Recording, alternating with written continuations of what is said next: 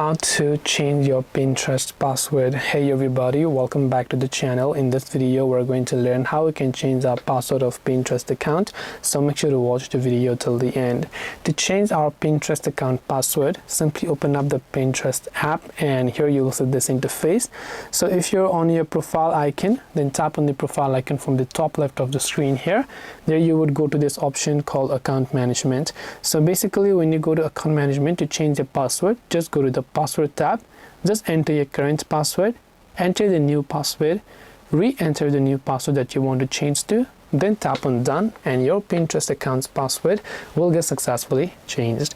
This way you will be able to change your Pinterest password. Hope this video is very helpful. If you have got any more questions, then feel free to also leave them down in the comment section below. Thank you for watching till the very end and see you soon as always in the next video.